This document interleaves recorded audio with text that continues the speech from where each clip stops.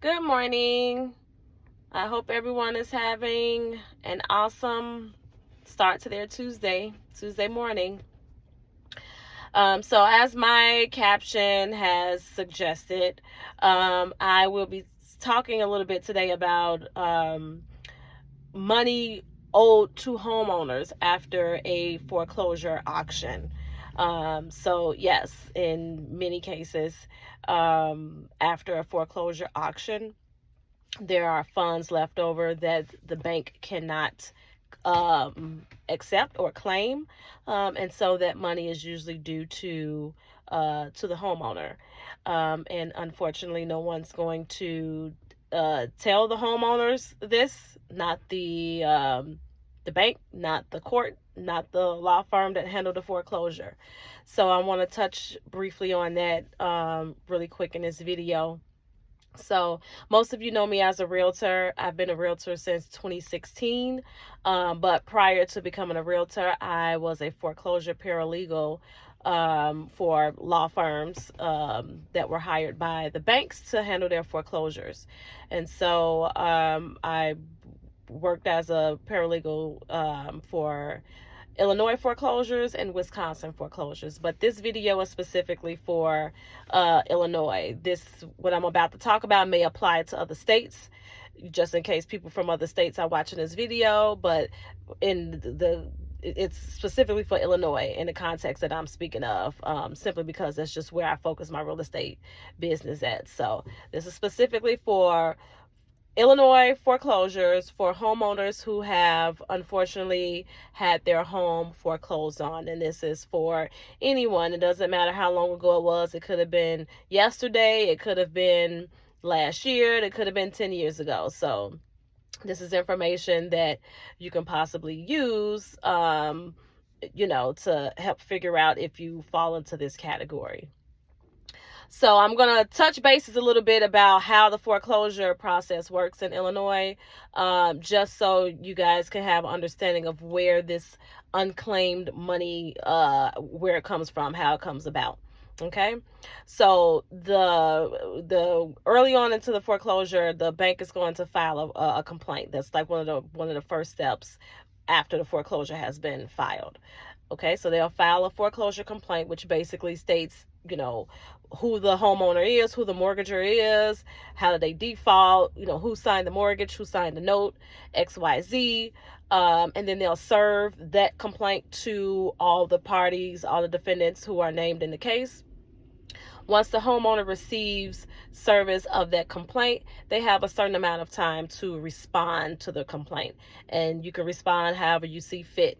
You can dispute the complaint or the details that are in the complaint. I've had homeowners, we've received responses that just said, fuck you. So however you see fit, the homeowner can respond to the complaint, okay? Now, if there is no response, if the homeowner decides not to respond for whatever reason, what happens is the law firm that's handling the foreclosure will file and schedule for hearing a motion for default judgment. And so at this particular hearing, this is where the bank's attorney is going to prove to the court that there is a default on the loan and that they are entitled to accelerate the full amount that's due. So that's your full balance of your mortgage. And so at this hearing, the judge is going to decide if the law firm has, sufficiently proven that there's a default. And if they do find that it was sufficiently proven, then they will enter a judgment against the homeowner. Okay, so that judgment is for the amount that is due to the bank, which is the mortgage balance plus any of their foreclosure fees and costs and attorney's fees and costs and all of that stuff. So that judgment amount is entered against the homeowner.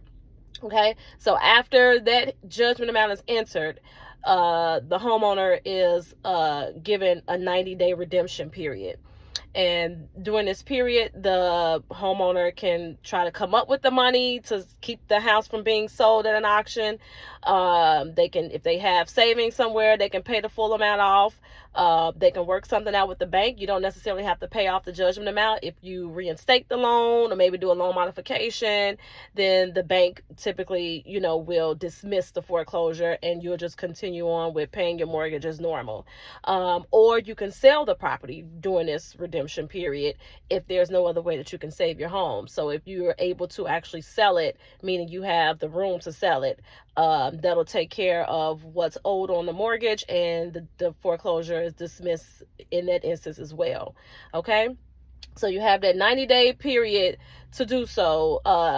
And if you are unable to save your home, whether by working something out with the bank or selling it, then the bank will schedule an auction sale of your property.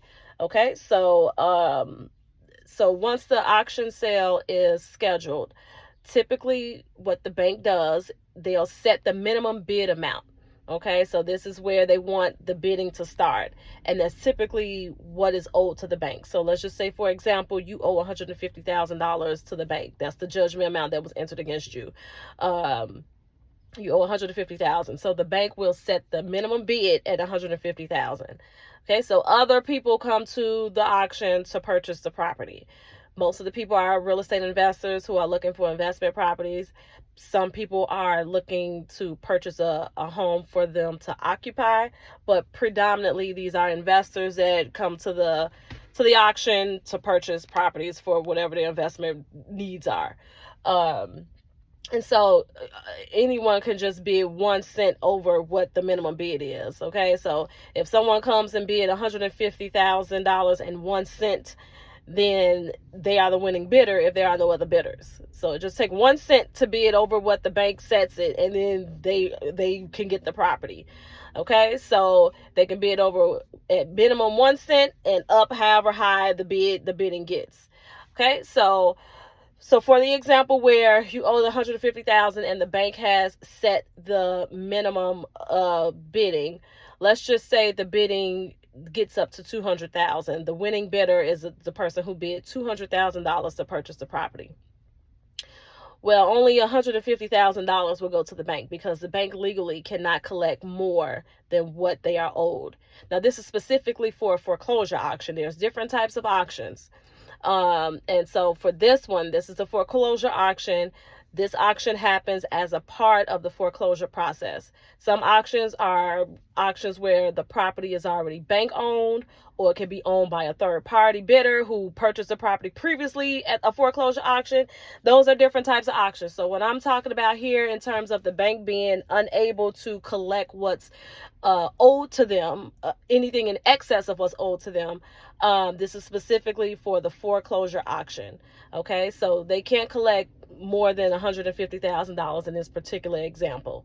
So there's $50,000 left on the table. Okay, that money, the homeowner is entitled to that money.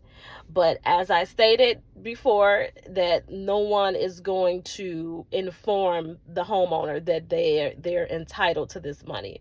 If they had an attorney or something during the foreclosure procedure, maybe the attorney will inform them, which they should. But most people don't fight the foreclosure. Most people just let it ride out. So a lot of people don't know that they possibly have some funds sitting somewhere in the state of Illinois unclaimed funds account, because no one told them.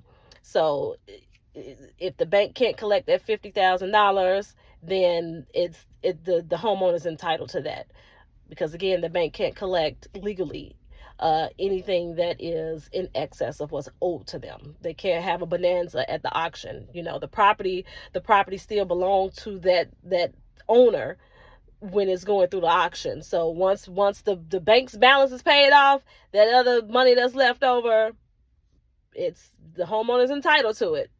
Okay. So here's the thing though, there's a second side to that. So in many cases, if you have other creditors or lien holders who may be having some form of a legal interest in the property, a lot of times those lien holders will file what's called a entitlement to surplus funds or a claim to the surplus funds, right? So basically, it could be any creditor, who you owe or who have legal interest in your property in some way. It could be if you owe child support, let's just say you owe $20,000 in child support. That department can file a claim to the surplus funds, which means they're basically saying, hey, this person owes me as well. So if there are any funds left over from the auction, we want our debt to be paid out of that. And so they'll file a motion during the foreclosure. And if there are surplus funds left over, after the auction, that creditor, the court will cut a check to that creditor for those surplus funds if they've proven that they have some sort of a balance that the homeowner owes. Okay. So just because you have a surplus fund doesn't mean you're going to get all of it or any of it. If you have other creditors, they can eat up that surplus fund, okay? But that's not always the case. So sometimes no one, you may not owe any other lien holder or a creditor. And even if you did, it doesn't necessarily mean that they filed the appropriate paperwork to have a claim in that fund, okay? So just to let you guys know, just to recap, if you've had a property that has gone through foreclosure, you may very well have surplus funds, that's sitting somewhere unclaimed, okay? And if no other lien holder has eaten that up, then that money belongs to you. Okay, so you have to, now again, I should have said this at the beginning. I'm not an attorney. I'm not an attorney. And this is not legal advice. Okay, this is just, insight into information that most homeowners don't have when they go through a foreclosure. Okay, and even if you are currently actively going through a foreclosure, this is something that you can keep in mind as well. And as I stated, you have to file the appropriate motion if you want to obtain those surplus funds after the auction of your property. Okay, so even if you're going through an active foreclosure, now I know foreclosures can be very it's like like a very negative situation that that a person can go through. You're losing your home, you may not know where you need to go. I personally have gone through a foreclosure personally with one of my investment properties this year, but I sold it to prevent it just from being foreclosed upon. So yeah, it may be a very difficult situation to be going through, but I want to let you guys know also, as a side note, if you can't save your property, if you've exhausted all your options, you didn't qualify for a loan modification for whatever reason, you tried to work things out with the bank and it just didn't work out, you can sell the property, and a lot of people have enough equity to sell their property when it's going through a foreclosure, but many people just let it go through. I mean, even if you inherited the property, maybe from a deceased parent or something, and you just can't keep up with the mortgage, you can still sell the property. I mean, most people think that, if it's an inherited property, most people think that they have to go through a probate. And that's not true. Sometimes you go through a probate and sometimes you don't. It just depends on the situation with the heirs. In some cases, all the heirs agree to go ahead and sell it, and so you can sell it without going through probate. So don't just think that you have no options when you're going through a foreclosure. You're the owner, even still, when the property is sold at the auction sale, because there's a process for that sale to be finalized after the auction.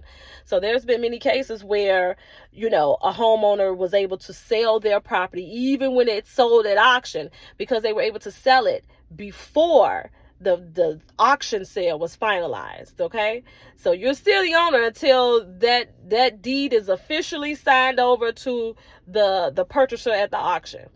Okay, so a lot of people, just think that they have no other options, and they don't understand when they are at the end, when they really don't have the time to do it. But you have time. It's just seek out people who are experienced in that industry.